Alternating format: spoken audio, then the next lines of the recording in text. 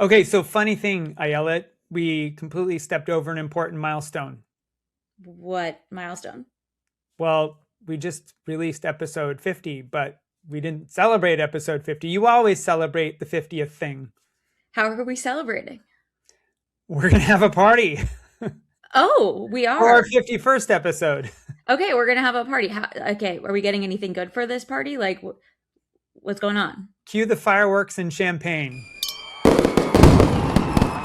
Okay, so obviously for this 51st episode, that just really we're celebrating the 50th, we have an incredible episode. We have Azim Nagree with us today. And here's the thing: 6 acquisitions in 12 months, seventh under LOI right now. I met Azim at DealCon 7 months ago now. So, like, not this past one that we just talked about, the one before. And what I didn't realize until after we had met is that I had actually been on the other side of the deals and we had sold agencies to Herringbone. And, he is the head of M&A at Herringbone. And in an industry where post-close horror stories are everywhere, the founders who have sold to him and to them tell a very different story, and that matters. So today we're going to get into how Azim is building and running one of the most impressive origination engines I've seen in the agency space right now.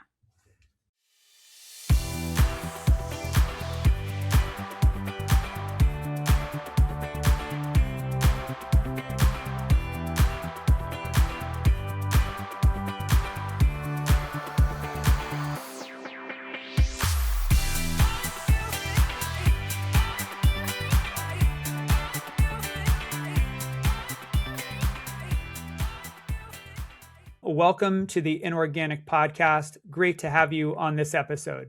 Thank you very much for having me on the podcast, especially such a special edition, the 51st, which is even better than the 50th. Would love it if you could just take a moment to share a little bit about your background, as well as give us some background and context on Herringbone. My name's Azim Nagree. I'm head of M&A Origination for Herringbone Digital. And Herringbone Digital is a private equity-backed company that's acquiring digital marketing agencies and service providers that focus on the legal, dental, and medical industries. Very cool. And, I talked about a little bit about this in the intro, that I've had some good experience with Herringbone and you and what you guys do, but you have a really interesting background, right? You went from Bain to running customer success to independent consulting, and that's not necessarily like the traditional M&A path for what you're doing right now. So at what point did you realize that deal making and M&A was your thing? Like, was there a specific point in time? Give us a little like backstory on that. Yeah. So I'm going to show my age here a little bit, but I grew up in my teenage years in the era of mega mergers in the 80s. So Mike Milken, junk bonds, greed is good. I love the idea of those sort of deal making. So I actually started my life as an M&A lawyer, but quickly realized that being a lawyer on those transactions was not nearly as glamorous as it was portrayed in the movies. So I moved into the consulting side, which is where I sort of got my start in the business part of it. I realized, though, M&A was my thing when I got a chance to do M&A from a business perspective, but more specifically when I was doing transactions involving real people and real businesses rather than sort of those mega mergers. I realized that I could really help owners of those businesses unlock a lot of value for themselves, their families, their communities. And I just thought that was really, really cool. So I'm happy to be here and I love doing what I'm doing. Like the career path that you went on, though, like when you grew up in the mega mergers and you started, in the lawyer and you didn't get to touch them in the same way, what was like the first true M&A experience you had on the business side? Yeah. So after I sort of left the M&A on the legal side, went into strategy consulting, had an opportunity to sort of sit on the sidelines for a couple of deals there. So I got some exposure to what a deal looked like on the business side, which was really interesting. And then fast forward, after I'd finished off my MBA, I was working in Austin, working with a couple of different startups. And that was where I started to get involved in specific transactions. So one startup I did actually went and bought a company. My wife sold her company. We worked for another company, which also bought another small startup. So that was where he started to work with some of these smaller transactions. And again, that's where I was like, this is real. This is real people running real businesses, making a real impact. And by doing an acquisition or a disposition, you're actually really unlocking a lot of great things for those founders. And that was where, I got kind of hooked on the whole concept. Well, you clearly got hooked pretty well because now you're with a company. Herringbone was founded in late 2024, and you guys have done already in this last, what is it? The last year, you've done 6 acquisitions with a 7th under LOI. That's a pretty mean machine that It's been a wild year. Yeah. It's been fun. Yeah. So talk to me about what Herringbone's actual focus is. Like, who do you really, I love talking about like your ideal seller profile and who you don't want to buy. Who is it that you are buying and do not want to buy right now in this industry? Yeah. Great question. So our vision with Herringbone is to help local businesses solve the client acquisition problem. And so right now, if you're a lawyer or a doctor or a dentist, trying to find that new patient or new client is really, really hard. And inevitably what ends up happening is they engage with lots of different service providers, and pay way too much money, bad ROI, no accountability. And so it's just a mess. And so our ultimate vision is to create a single platform integrated to enable those local businesses acquire clients efficiently and effectively with a single point of accountability. So that's kind of the long-term vision. For right now, we're starting with digital marketing agencies because that's the biggest problem that a lot of these local businesses have is just trying to get more leads in the door. And so we're focused on digital marketing agencies, and then we're specifically focused on agencies that serve lawyers and or doctors and or dentists. So that's kind of the ideal profile of what we're looking for. In terms of size, we're typically looking for agencies that are between 1 to 5 million of EBITDA, although we can sort of flex up and down a little bit around those. But that's kind of the profile of who we're looking for. Before we get into like all of the details around like how you're doing this and the whole process, we have a lot of founders that listen to this podcast, and we talk a lot about the relationships between sponsors and what it looks like for the agencies themselves and then the, acquirees, right? So talk to me about what the relationship looks like between Herringbone and Trinity Hunt, who is the private equity group that is backed by Herringbone. Yeah, I mean, I'm sure like both of you, I've worked with a lot of PE, both good and bad on the buy side and sell side. Look, honestly, Trinity Hunt is by far and away the best PE firm I've ever worked with. They're extremely supportive of us in our deal-making process. They give great advice, but they really give us a lot of flexibility and freedom to do our own thing. They're also really supportive of founders, making sure that in any transaction, the founders also get a really fair and reasonable deal with opportunities to participate in future upside as well. So, officially we have to go to them to get formal approval on any deal, but we're so aligned with them, we rarely have any issues about doing any specific deal. I mean, every relationship looks pretty different. And I mean, I've gotten the chance on, the sell side to, sell to you and to Trinity Hunt / Herringbone and seeing pretty great success, with, from the start through integration too. But I'm curious on your side to know, and like, we don't have to name names, but is there a deal that you've done? And like, I'll open this up, to broader than just with Herringbone, right? Because it's pretty clear who you guys have acquired, that you've learned the most from in the process, like whether it was like horrible or went so amazing. And don't name names, so you can tell us the juicy stuff. That's right. We've all got home stories. But just, generally, I think the most important thing I've learned from all the deals I've done is to have open and honest conversations as early as you can. So let me give you sort of example. Most buyers outside of us, they're talking about valuation in the LOI. We talk about valuation well before the LOI, so it's not a surprise. Most buyers are talking about, the hashing out the commercial terms when they're negotiating the purchase agreement. We actually typically do that commercial discussion as part of the LOI process. Most buyers, they're talking about post-integration for the first time, post-close, We're actually talking about post-negotiation planning during the due diligence phase. So it feels like we're always one sort of step ahead of what most traditional buyers are doing. And I think that really helps make any transaction more streamlined, because ultimately it means there's going to be a lot less surprises, which obviously leads to a lot less tension in the deal. So, to me, that's the biggest thing I've learned, is talking about the juicy stuff as early as you can in the process ultimately leads to a better transaction. The importance of that is actually pretty magnified when you're working with a seller that's 1 to 5 million EBITDA, Yeah. because it's probably their first deal, Yep. and their expectations of what's coming next are probably next to, I'm not sure. They're looking for you to make the moves and sort of guide where discussions are going. If they do have an advisor on their side, that advisor will probably pull a little bit more from you, but even the advisor has incentives to sort of, hey, we can, we'll deal with that, whatever it is, the earn out model or Employment something like that, agreements. Yeah. later, to assuming that the fish is going to get on the hook. And then once it's on the hook, it's going to be harder to pull away. So I think what you're talking about is really pulling all of that in to get the things that usually go sideways out of the way quickly. Yeah, exactly right. Whether that is, we've come across sometimes where there's a little bit of a gnarly corporate structure that kind of needs to be unwound. We invested time, energy, a lot of lawyer money as well in sort of figuring that out before we even signed the LOI. Because the last thing we wanted for either party to happen is we sign the LOI, it's all sunshine and rainbows. And then when we get to the purchase agreement, that's when we suddenly discover that the deal couldn't be done.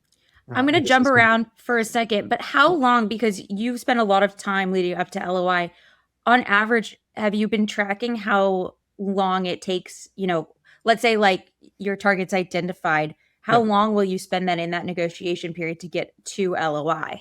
Yeah, a lot depends upon sort of the availability of good data. That's obviously a big consideration. But assuming that, the data is good, the data is clean, we love to go from kind of first conversation, let's get to know each other, to, a conversation around valuation to the LOI in like 4 to 6 weeks. We typically try and move fast. And the reason being is that no matter how much we try, the reality is that an M&A conversation is going to be a distraction. And that's just unfair to the seller to have that process dragged out when they're trying to also do their day job of running the agency. So we try and be very respectful. Let's get in there. Let's figure out really quickly if there's a deal to be done at all. And if so, let's get to those valuations and the LOI as quickly as we possibly can, so we can let the owner go back to actually running the business, because that's their number one priority. So we're starting to get into a little bit of the origination process and sourcing. So maybe we should start there. Walk us through your deal origination process. The slate is blank. You wake up on Monday morning. You're out looking for new opportunities. What is your process? And even if you're willing to share, maybe what are some of the tech stack tools that you're using to manage and sort out, what are the possibilities? Yeah, absolutely.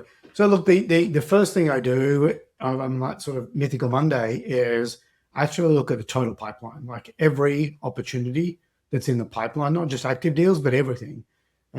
Obviously, active pipeline is important. We'll sort of come to that in a moment, but I'm also going through all the deals that were not the right fit at the time and constantly nurturing them. Because for many of these deals, it's not a matter of when, it's just a matter of if. So to give you a tangible example, there was a deal that's sort of active for us right now that was on our radar back in like May of last year. And I just sort of kept in touch with that individual, kept nurturing, kept touching base. Towards the end of last year, he sort of emailed me and said, hey, we think we might be ready. And so constantly nurturing the full pipeline, I think, is critically important.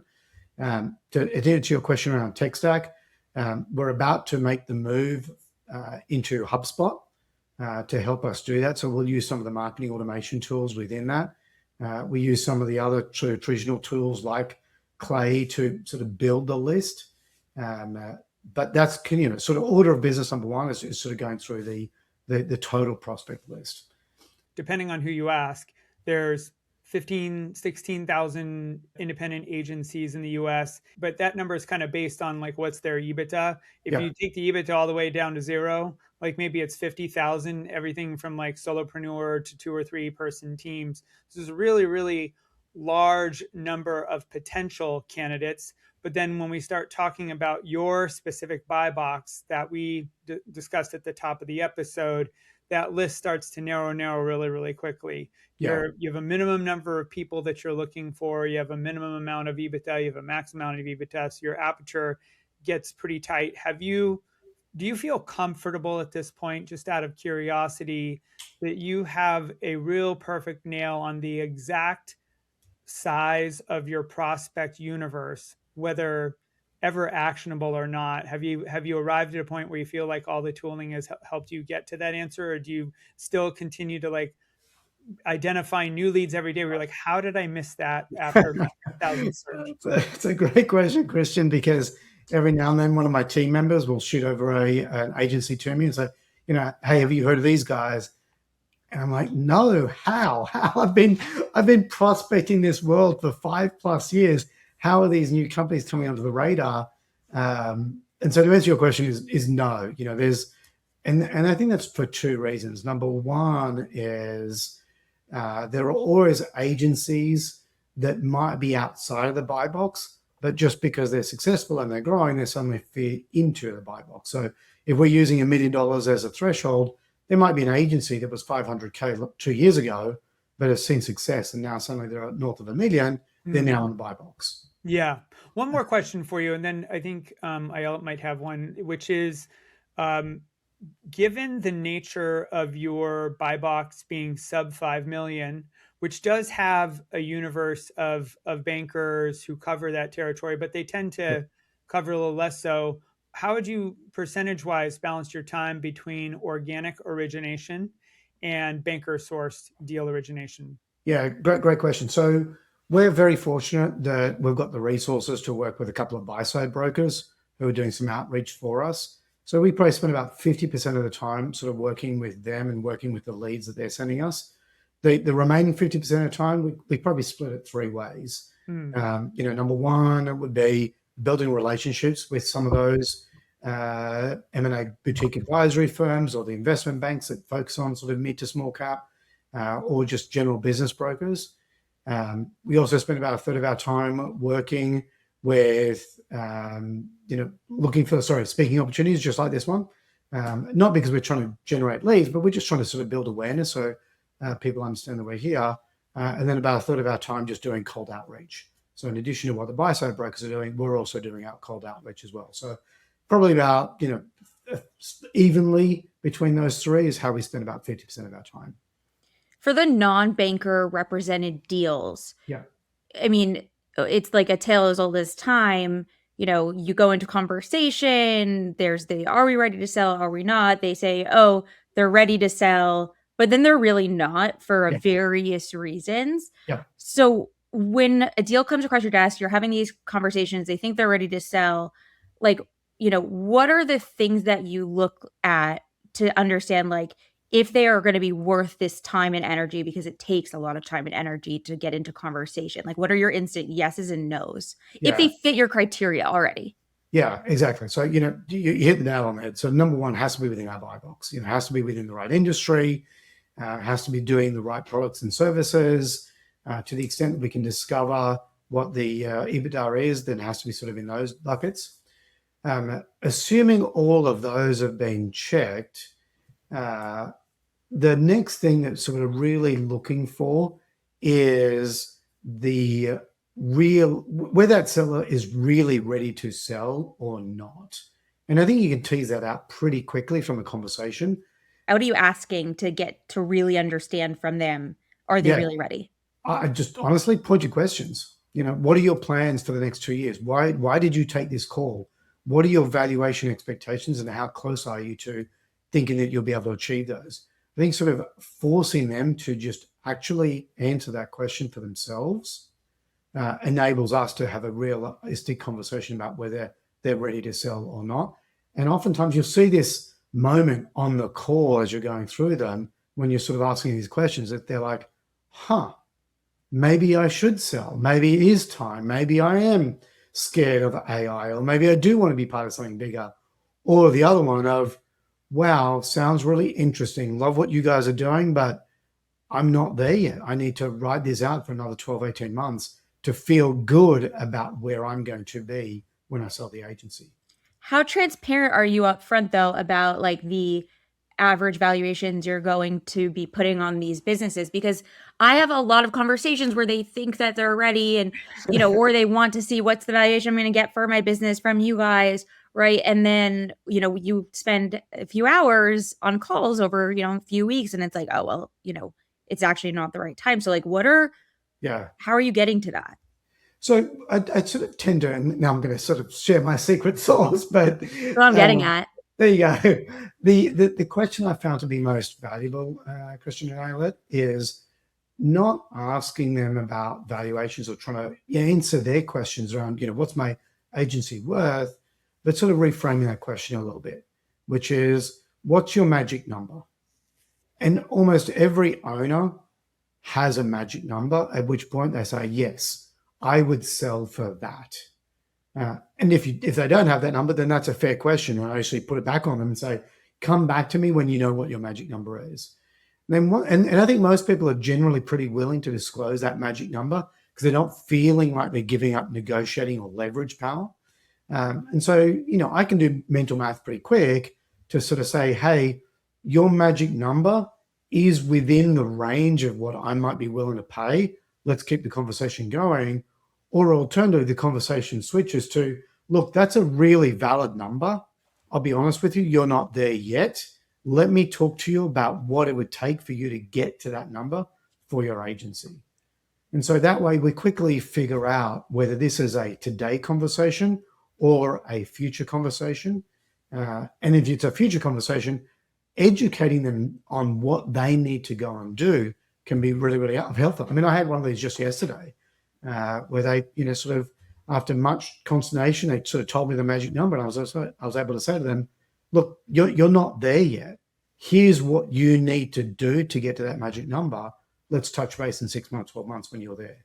How far off are you willing to keep engaging in the conversation? Like if they give you a magic number, is it 3 million, 5 million? Like would you bridge it with an earnout? Like where do you start saying the hard no versus yes? Yeah. When it's completely not grounded in the reality of today. So when an agency owner is like, I've got a, 1 million EBITDA business and my magic number is 20, like classic. Yeah. And look, that's fine. You can have that. Let me tell you what you need to do to your agency to get there. And that might take you 18 months. It might take you 18 years. But, we're going to have a conversation about that when you get to there. If it's, I'm got an agency that's worth $1 million and I'm kind of looking for 10-ish, like, okay, you're still way outside of the realms, but there's probably a path that we can map out for you over the course of the next 12, 18, 24 months that will get you there. I think that this starts getting into sort of your triangle of value. You've talked publicly about the triangle of value. You mentioned it here earlier in the episode, which is retention, growth, and profitability. Walk us through how you explain the triangle of value to a potential acquiree. Yeah. The one I sort of start with is retention, simply because there are so many different ways to calculate retention and so many numbers different floating around. So I just try and educate them. Like, this is how I view retention. And it's really simple. It's literally you count how many customers you have on January 1. And now of that customer set, how many are still customers on December 31st? That's your retention. It's as simple as that. And for an agency in the sort of fields that we focus in on, we're typically looking for that to be more than 80%. A lot of folks think about retention on a monthly basis, which is fine. You can do the conversion. But, that's the way I sort of think about retention and educating people around that. It's really important. Second thing is around growth. Really simple to calculate growth. What was your revenue last year? What was your revenue this year? You can calculate your own growth. If you're feeling really sophisticated, you can look at what your compound annual growth is over the last couple of years to sort of average things out if you've had some spikes and troughs. But, growth is an important one. And then profitability. We always focus on EBITDA. For those who are not familiar with what that term means, it's simply your net income plus you add back your interest, your taxes, depreciation, and amortization. And then you also add back any other personal expenses that are being run through the business, or maybe some one-off non-recurring For which costs. there will be a lot. Which, depending, it's funny, Christian, there are some folks who run really clean sets of books, and there are zero add backs. I'm talking to one agency right now that's it's literally zero. And then I've talked to other agencies where they've reported EBITDA, and this is sort of true numbers, reported EBITDA was 2 million, adjusted EBITDA after add backs was 5.5. Like, that's a lot of stuff right there. But is that very like you've looked at the ad backs and you're like, oh, those are all legitimate ad backs? In that particular instance, we ultimately didn't do the transaction because the ad backs were just with the justification for the ad backs were kind of the equivalent of electronic post-it notes, like a Google sheet that had been thrown together over the weekend. I'm like, this is, for 1 million of ad backs, I can accept this type of sort of recording. Right. We went to the Grand Prix and we did the Grand Prix and that was 250 grand. Yeah. And then my wife and I went Bottle to the Bahamas. service. I realized that's super tricky. But let's just go back for a second. So you said retention, your bar is kind of roughly 80%. Yep. What's the bar for growth? Growth, look, depends upon the scale of the agency, but 15 to 20% indicates to me that you have a sales engine that's working. Obviously, more than that is great. Yep. If it's less than 10%, it's sort of in that sort of 5-10% range. It sort of begs the question of why is that? What's going on? Is there something systematic with the agency, or is there something broken with your sales process that we could potentially help you fix? And what about profitability? Is you typical 20% bar for 20 to 25% is what I like to see, Christian, especially for agencies which have the vast majority of their resources onshored. If you're starting to take advantage of offshore resources, I typically see that edge up closer to 30, just depending upon it, the extent of the offshoring. Got it. So retention at 80%, 15 to 20% growth, 20 to 25% profitability.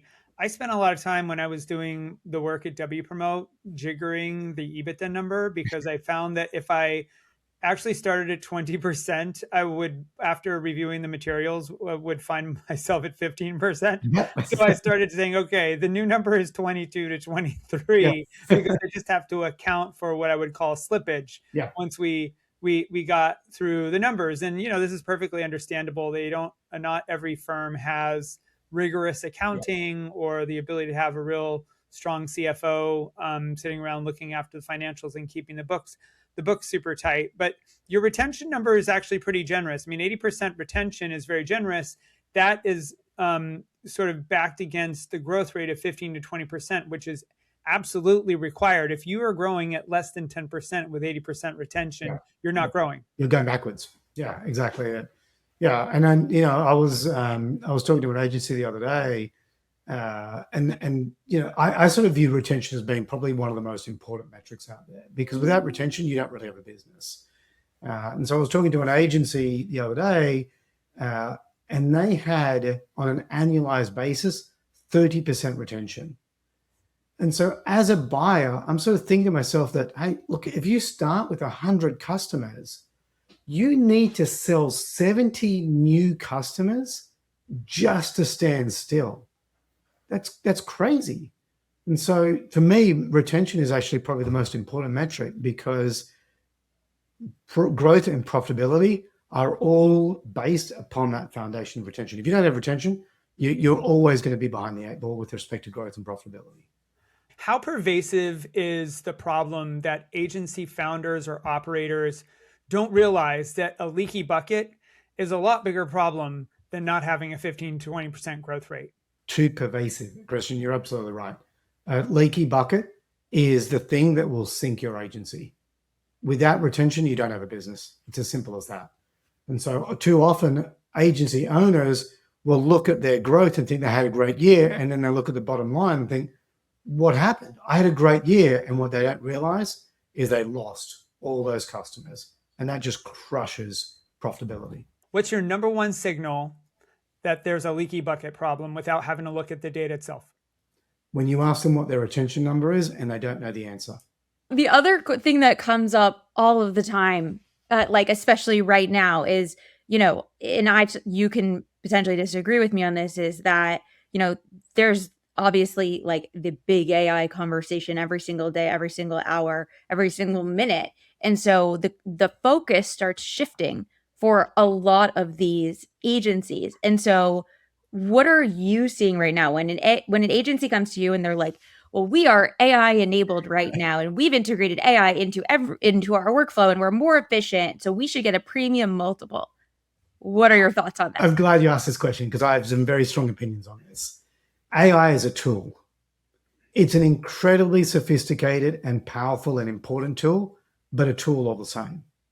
So what I care about is I want to see how that tool is actually making the business better. Specifically, I want to see what AI is doing to improve your growth, your average contract value, your retention, your profitability. It's got to be doing something for the business. Yeah, I'll give you an analogy. I know I'll use cars because I'm a guy, and because I like cars. It's like someone telling me that they have this incredible turbocharger in the car, and that's why I should pay more for it. But then I ask them, how much faster does the car go because of the turbocharger? And their answer is, well, no, it doesn't actually make the car go faster, but it's really cool, and you should pay more. Like that's people do though. They do. So and to me, AI is only relevant if it's moving the needle on the things that are fundamental to the business. And that's those sort of key metrics that we talked about before. Otherwise, you've invested time, energy, and a lot of money building AI without any impact to the actual fundamentals of the business. Really, I mean, it's a pretty classic tale as old as time. And I mean, I've seen agencies, like I just had a conversation with one yesterday, and their revenue per employee is significantly higher than average, and it's because of the tools that they have. And I'm like, okay, well, that moves the needle, right? Exactly. That makes sense for what's going on right now. Yeah. And look, the reality is that something you alluded to on the question is that pretty much every agency owner, like, I will look at AI, and if it's truly transformative, I might consider paying a little bit more. The reality is that 8 out of 10 agency owners will tell me that their AI is truly transformative. So again, the proof has got to be in the pudding. Use AI to have an impact on the things that actually matter, which is specifically EBITDA margins and dollars, and use AI to get those valuations up. Let me give you a sort of a hypothetical example. Let's pretend you've got an agency that's doing an EBITDA of $1 million, and let's pretend they get a multiple of 5. Okay. The agency owner comes in and says, I've got AI, give me a better multiple, and they keep pushing that narrative. I won't believe that story, but even assuming I do, let's pretend I give them a 6x, so 1 extra turn on the multiple. Now their valuation went from 5 to 6. Okay. Another agency, their option or their narrative is, I'm using AI, which has increased my profitability, and now my profitability has gone from 1 to 1.5.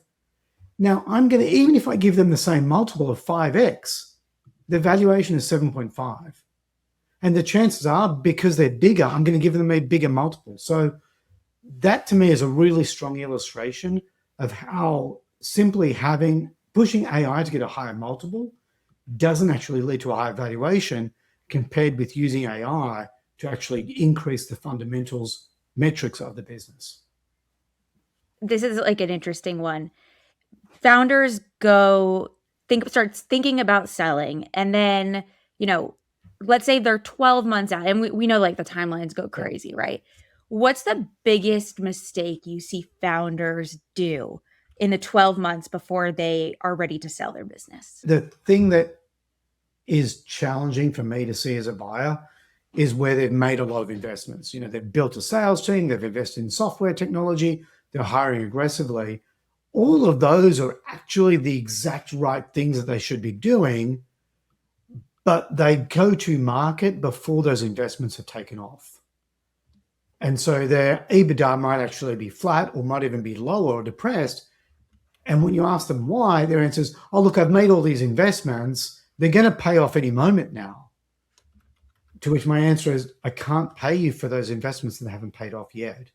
So you either have to do one of two things, is that you don't make those investments and you just optimize for those key metrics, knowing that you're going to sell in 12 months, or alternatively, you take a longer term perspective, you make those investments and recognize that your sale date might have just got pushed to 18 or 24 months, but hopefully that will lead to a much higher valuation. Either path is fine, but try not to get stuck in the middle. Let's turn on the advice line. Hello. Hello. Here we go. I have a lot of empathy for agency founders who have to take a lot of inbounds from people like us. Yes. They take a lot of calls from us. Right. And I think one of the things that if I were to coach them to do something better is to manage us back. Yeah. I feel like sometimes they just sort of take our calls, have the conversations, and using time they could be using to run their business, to manage their teams, to sell more, to take 1 to 2 hours out of their week and to spend time with us. And so I think maybe we just take a moment here and run the advice line for them.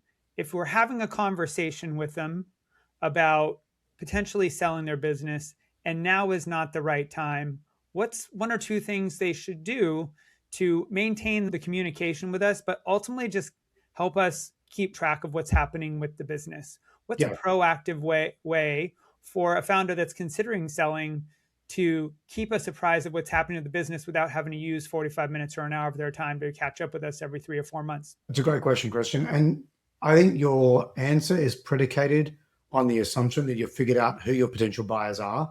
So even sort of step one, because what you don't want to be doing is trying to keep up in contact with, the 30 people that you've contacted. So there is a little bit of legwork on the front end to sort of narrow that 30 down to maybe 3 or 4 or 5 folks that you think are interesting because of cultural alignment, strategic alignment, or just general interest.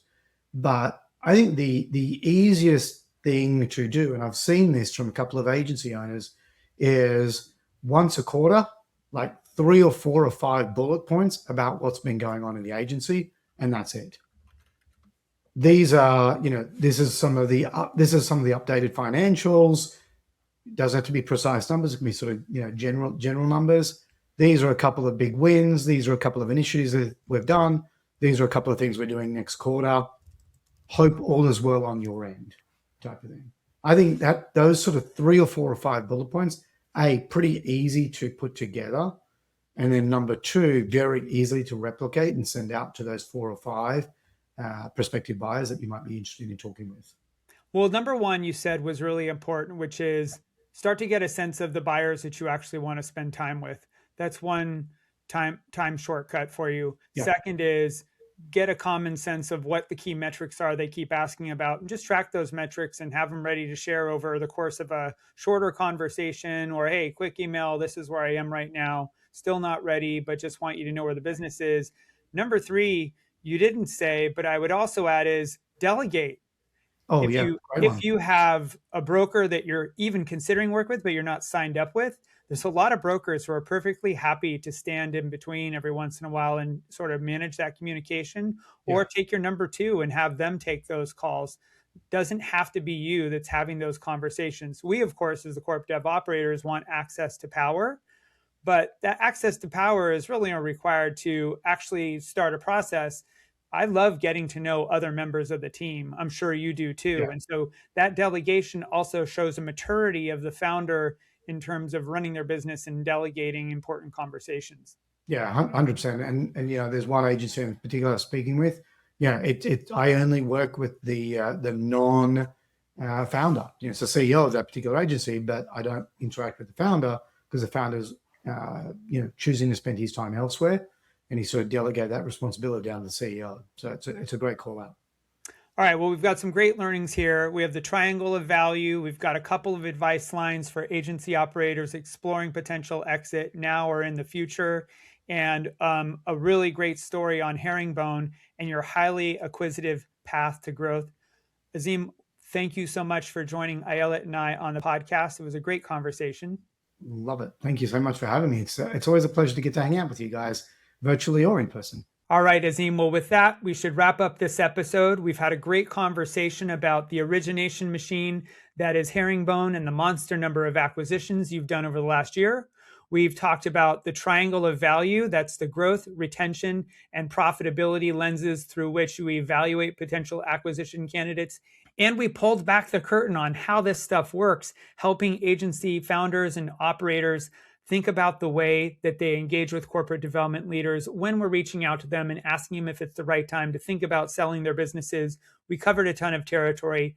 Thank you so much for being a part of this episode, the 51st episode of the Inorganic Podcast. And to all our listeners out there, if you enjoyed this conversation, please like, subscribe, share wherever you listen to podcasts. We'll see you on the next episode of the Inorganic Podcast. Take care.